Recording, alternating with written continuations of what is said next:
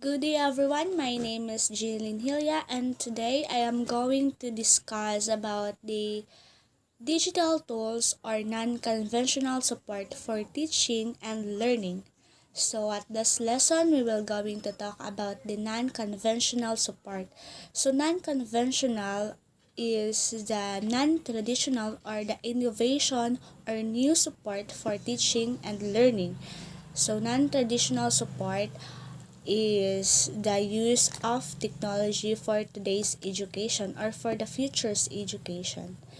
So before we further go on in our discussion, let us first identify or discuss our learning outcomes.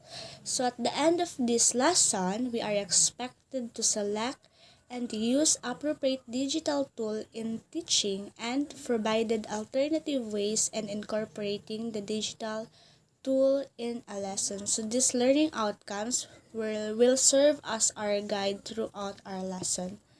Before we proceed, let us first discuss the quote given by George Couros. So George quoted that technology will never replace a great teachers, but technology in the hands of a great teachers is transformational. So it is very evident in the quote that technology will never replace human, most specifically the teachers, because we all know that technology is made by humans, so humans are higher than technology. But if we use technology or if a teacher uses technology in a classroom, of course, it could transform to a creative classroom wherein there are a lot of informations or resources or different ideas to be tackled in a classroom. So it will create a more effective teaching strategy. But we must also consider that the effective use of technology in a classroom depends on the teacher or how the teacher use the technology to effectively teach the class. Do you ever question yourself on why ICT integration in education is very important? So now let us discuss further on why there is a need of ICT integration in education. So ICT helps educator, teachers or learners to allow creativity. ICT gives creativity because it helps learners or the teachers to create something more creative than before, to innovate something that is from the traditional way of learning or teaching. So ICT, with the help of ICT, it is more the works now are more creative. For example, in making blogs or like virtual discussion, that is creative way of integrating ICT in education. Next, ICT allows effective collaboration. So, through online forums or chat, social networking sites, or conferencing, um, education is now accessible. We often now especially now during pandemic, we often collaborate with our peers, our classmates, or our teachers using technology. So through chatting them or through any social media account. Next, ICT provides easy processing of information. Because of ICT, now there is a easy processing of information. Mag-chat lang ka, magamit lang kag laptop or mga unsa nga gadgets. Through ana, because of that, technology process easy information to the learners, to the teachers, or even to the other field of expertise. So next, ICT integration in education allows effective accessibility to resources. Because of the use of ICT, teachers or the students now easily gather information or access to the resources to gather information through the help of search engines or browser. So, mag-search lang ka sa Google, mag-browse lang ka sa internet, you can access to resources about the data. Next, ICT allows easy sharing of resources. So, to the use, because of the help of ICT, we could easily information or resources from other party. So, have you noticed the use of Bluetooth or Share It? Because of those applications, we could easily transfer our data, our files, or any of our works to the other person. Now let us proceed on the selection and the using ICT tools for teaching and learning. So through this, we will be guided aspiring teachers on what to select or what are those ICT tools that we need to use for effective teaching to our learners. So first, using mobile phone and QR code. So are you familiar with QR code? So what do you think is QR code? QR code is a code that was created by a Japanese corporation, then Wave in 1994, effectively and efficiently connecting the physical world to the electronic world. QR stands for Quick Response. It allows the readers to decode the information at a high rate of speed.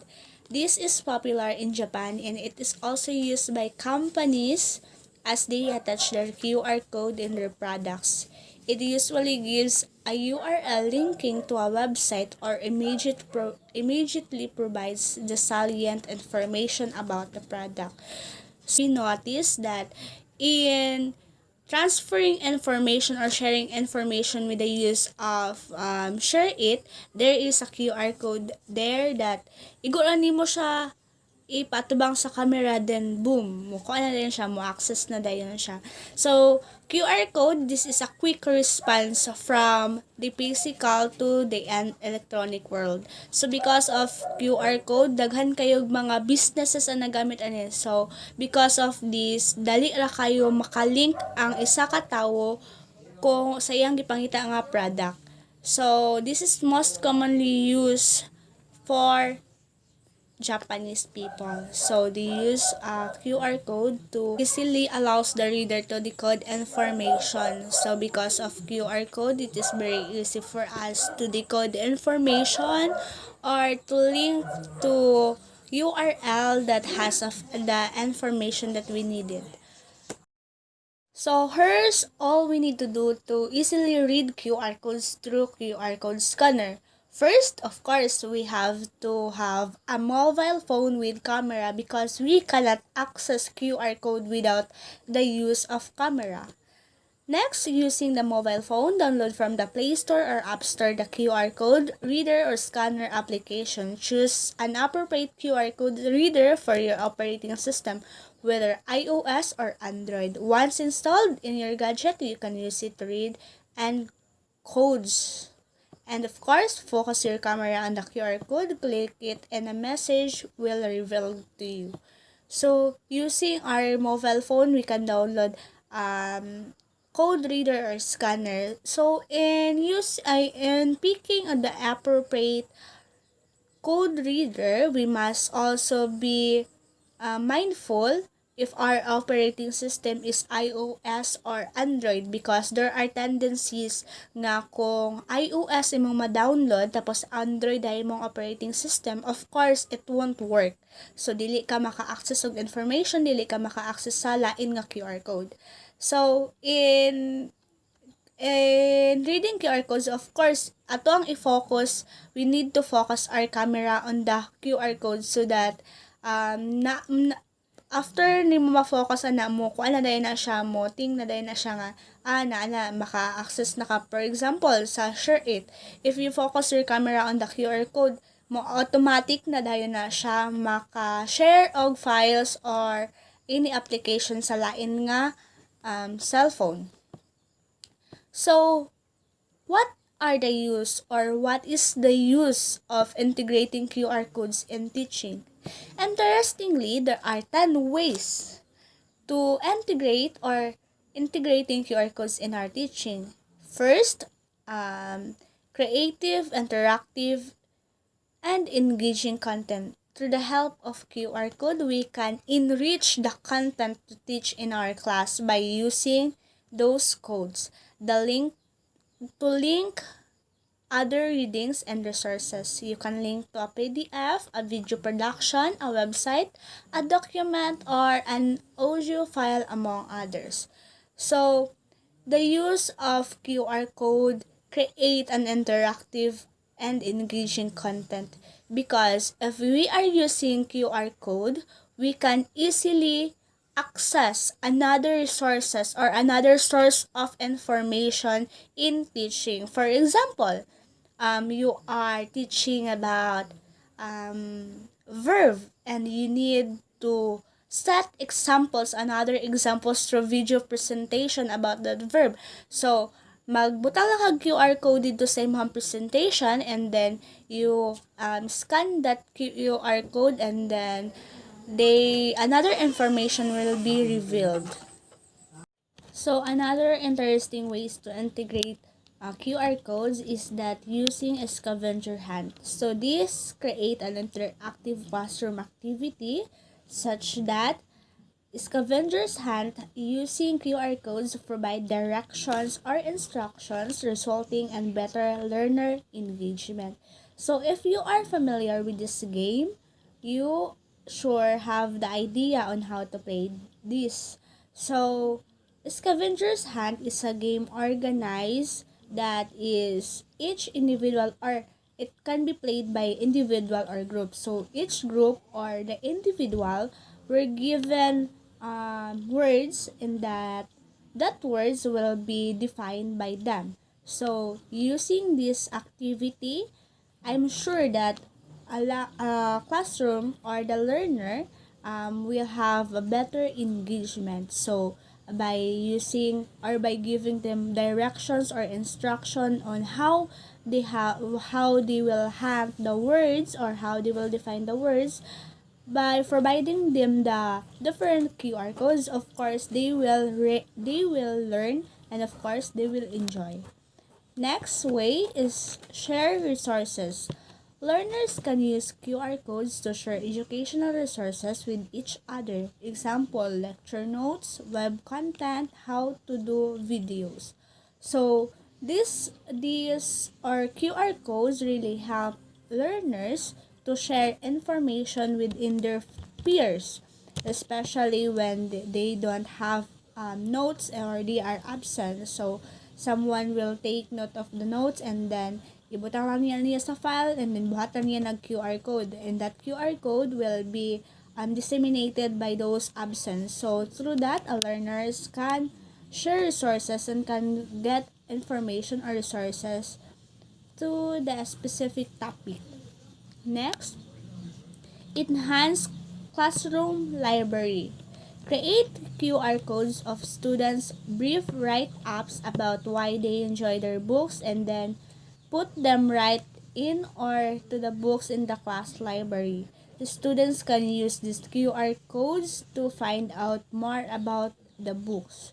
So this is another way or interesting way of integrating QR codes. So enhance classroom library by just using or by just making a QR codes, creating QR codes for each students, they can access about the books that they were written, or they can access everyone's book in the class through the use of the QR codes, or through creating QR codes individually.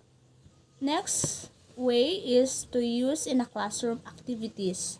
The QR code can be used in giving instructions in class and pin them up inside the classroom instead of providing them with thick copies of printed materials giving instruction on how to do an activity.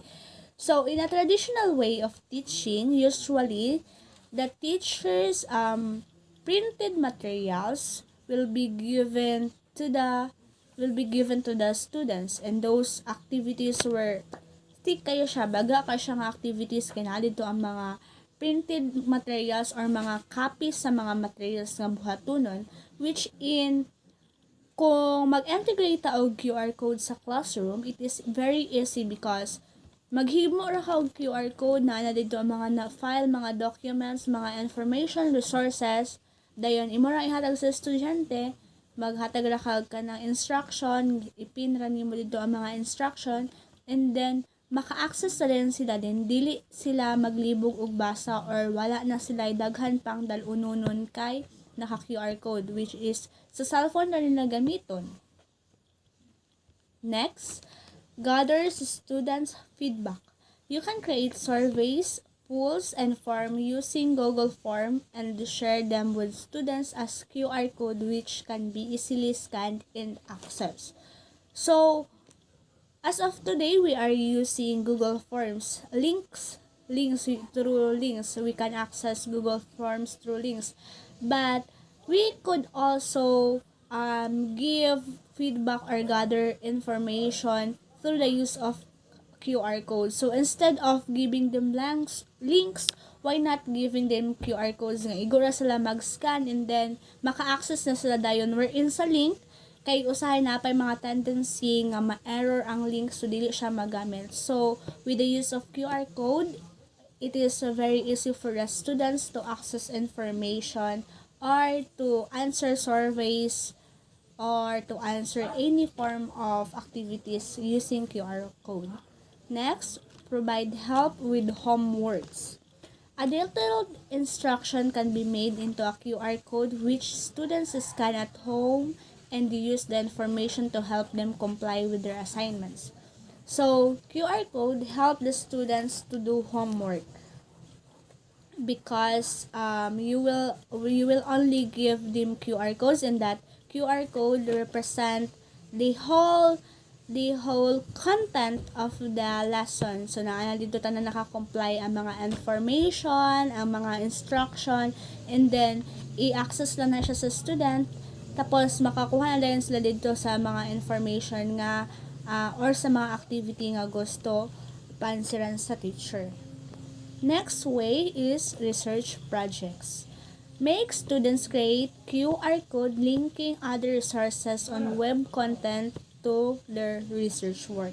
So, instead of kanang giving students kanang bitang mga activities, reading activities nga sila pa mag-search, why not make or create them their own QR code nga mag-link na dito tanan ang ilang mga works. So instead of kanang especially now that we are facing pandemic, instead of letting the students go in the school, make them pass their requirements or their copies, why not kanang pahimuon na lang sila QR code, tapos dito na nilang i-attach ilahang mga activities, and then kato na nga QR code ilahang i-pass, tapos pagkahuman na dito ang mga information nga imuhang gipabuhat sa ilahang or na dito ilahang mga research works.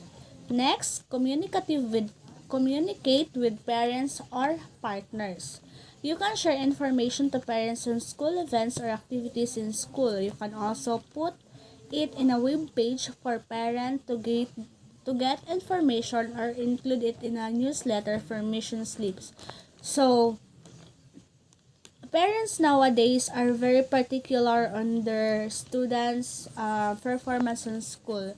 So, a teacher could share their students' work performances through parents through sharing information. So, magbuhat og ganang QR code ang teacher, tapos pagkahuman i-attach lang niya sa web page or sa page baka or kaya sa newspaper or sa mga permission slips din. Ilaha lang na i-scan, and then dito na mo gawas ang information sa or data sa ilahang mga students.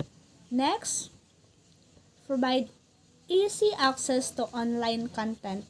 Create QR codes with URL for students to gain easy access to online resources. Sometimes when a long URL is given, learners may copy a broken URL version, hence resources become inaccessible. So this is what I was talking all about ganina.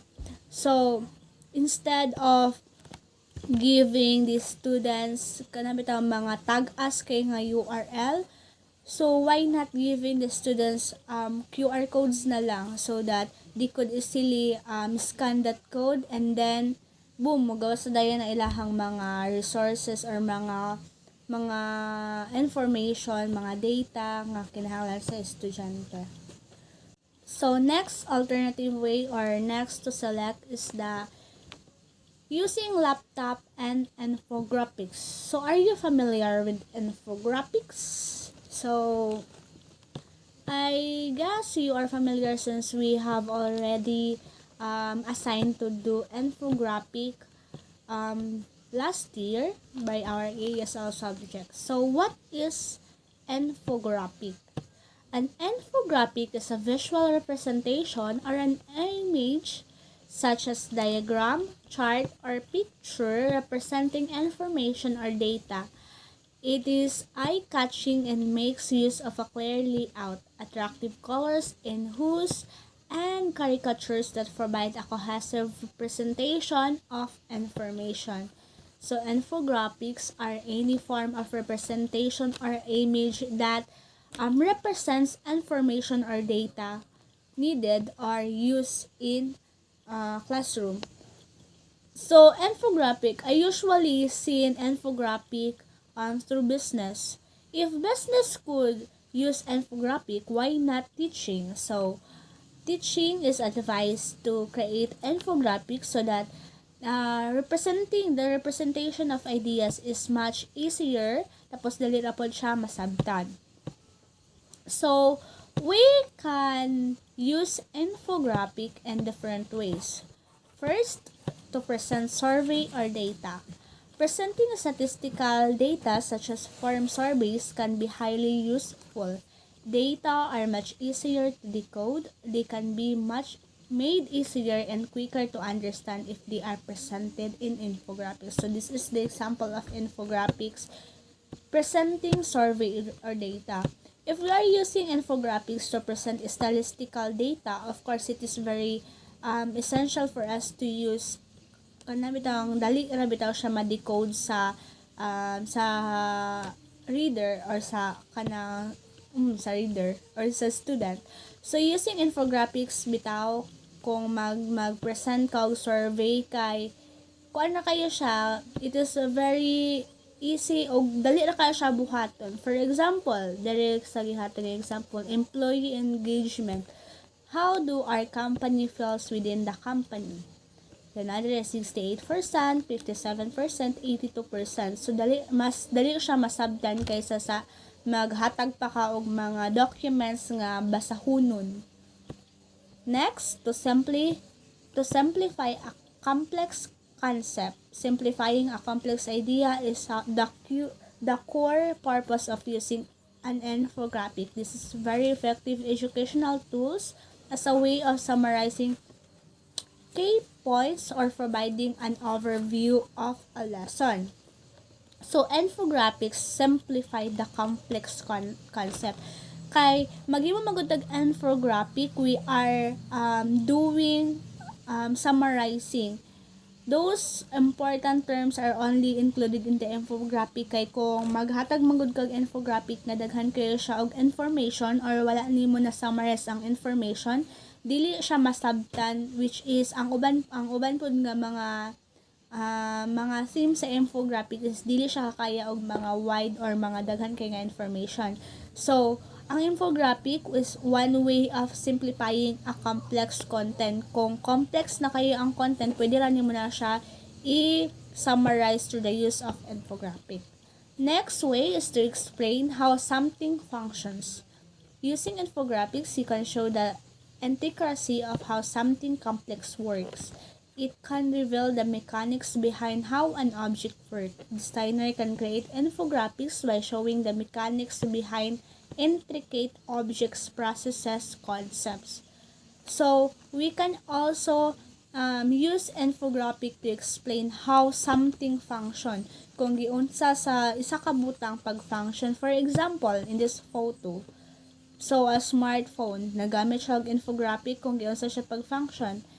Here, you're using touch, signals, home screen. So that is the infographic that is a sample infographic of a cell phone. So how does a cell phone works? That is to explain how something functions.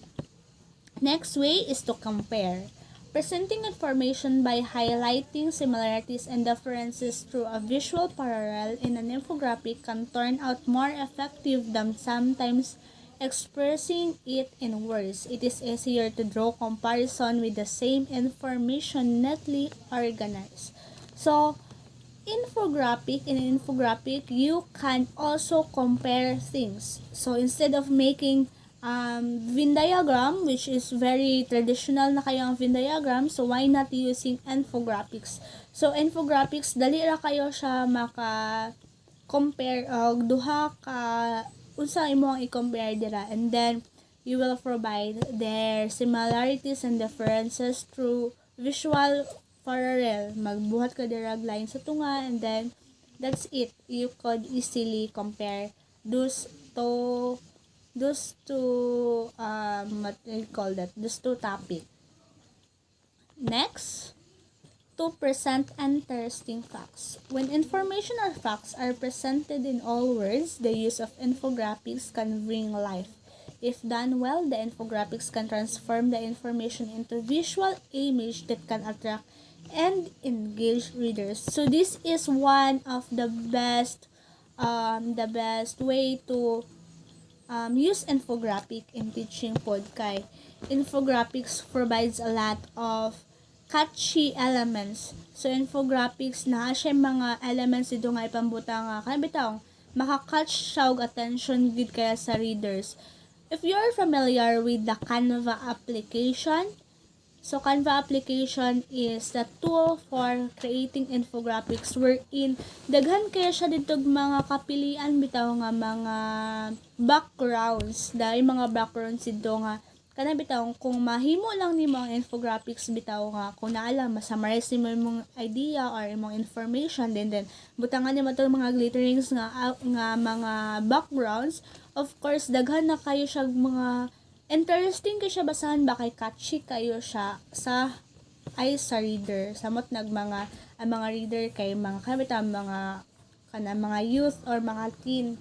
Dindot kay na siya batag infographics which is catchy kaayo, or of course sa mga bata. It is very important for us aspiring teacher also to present interesting facts, right? So in presenting interesting facts, we are advised to use infographic for that. So we could present it well and then very organized. It is a summary and it attracts the readers. So the next tool is iPad or tablet and the online bulletin board. Creativity and collaboration are fun. A dull and boring bulletin board can be made interesting when done online. Post when done with the theme backgrounds, stylish font, and varied colors become attractive to the learners. An online bulletin board is a way of presenting ideas with a twist with no cost at all. So just like what I am saying, a Canva application. So a Canva application provides a lot of mga ways on how you will do your activities or your work more catchy to the eye of the readers and more presentable. Tapos kuan po siya ma-present imong ideas ina nindot kay siya nga way ba kay kanang ma-organize imong ideas. So online bulletin board, so kailangan pod as an aspiring teacher, we are advised to create an online bulletin board to produce creativity or to bring out the creativity that our students have. So if we have seen a dull and boring presentation, of course we lost interest in reading.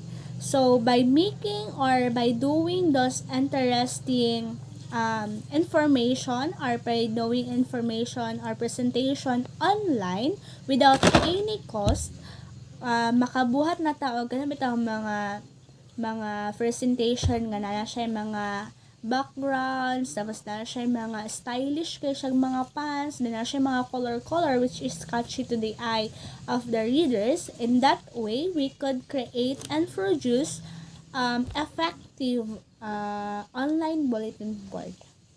So, next. Oh, that's all for my topic. So, that is all about the digital and non-conventional tools for supporting teachers in learning. So I hope you gain knowledge about my report. So if you have any comments or suggestions, you may comment below this post. So that's all.